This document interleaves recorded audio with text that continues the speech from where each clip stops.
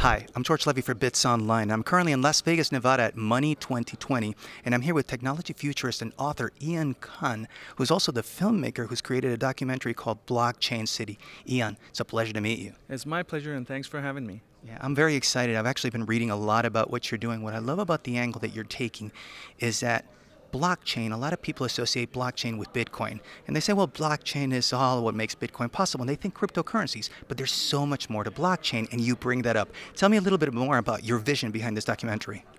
So the vision really behind the documentary is to help people understand what blockchain technology really does.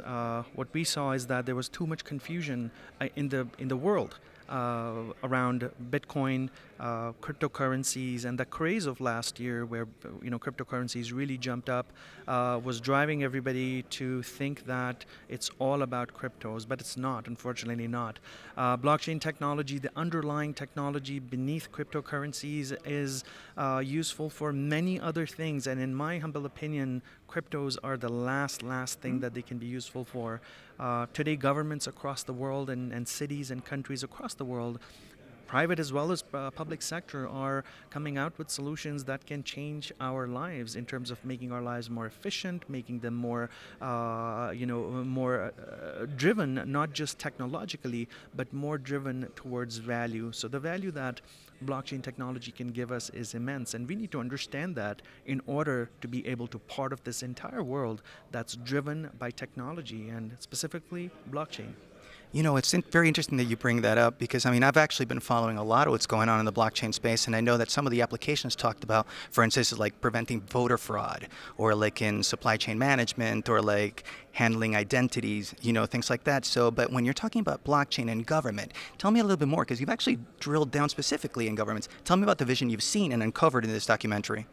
So, as part of Blockchain City, the documentary, we really went around the world and interviewed some key governments who are doing work in blockchain, and we wanted to find out, why are you investing in blockchain? What is it about blockchain technology that's driving you to really expand your portfolio of technology and to spend so much money on it?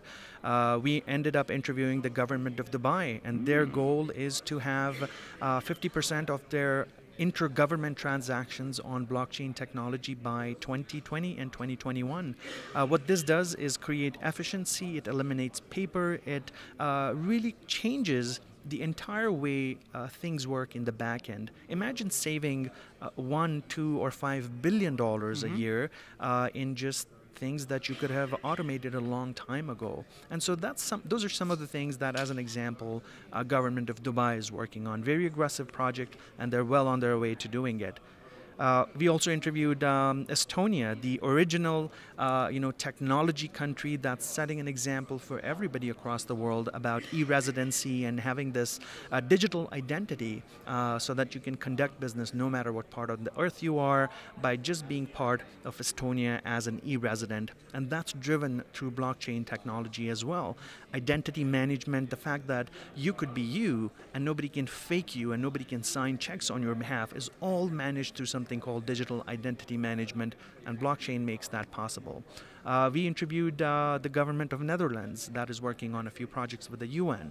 And we interviewed influencers such as Joe Lubin, who's the co-founder of Ethereum technology.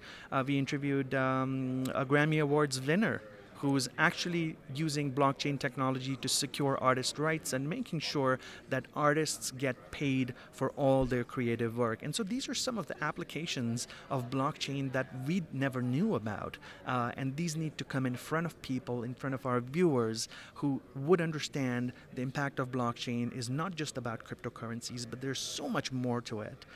You mentioned voting. So we interviewed Dolphy Mueller, who's the mayor of a small town in Switzerland called the town of Zug. And Zug is a place and a town and a municipality that first experimented with blockchain-based voting rights and how voting could use blockchain. So there's all of these things happening. Imagine in countries where there's a lot of voter fraud, countries in Africa, in Asia, there's a huge challenge where entire countries are ruled by people who get voted into power because of fraud. all that could be eliminated, and we finally could have a true democracy in so many different countries, and that would change the lives of the people who actually live in those countries. Isn't that fantastic? Oh, absolutely. And what's amazing is actually, as you're bringing these up, I've actually been following some of the case studies, but you bring up some that I wasn't aware of. So I'm actually very excited, and I'd like to know more about the documentary. How can the audience find out more about your documentary? So the documentary is available right now as a preview on our website, www.blockchaincitymovie.com.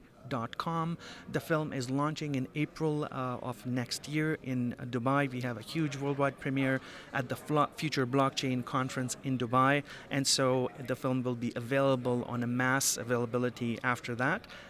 We're probably going to be on one of the online platforms as well. We're working on that, but if you want to follow our progress, go to blockchaincitymovie.com. That's fantastic. Ian, the very best. Thank you so much for bringing your vision to the world, and I am very happy that we're actually sharing it with you. So thank you so much for this opportunity. It's my pleasure, and thank you. For Bitsonline, I'm George Levy. Thank you for watching.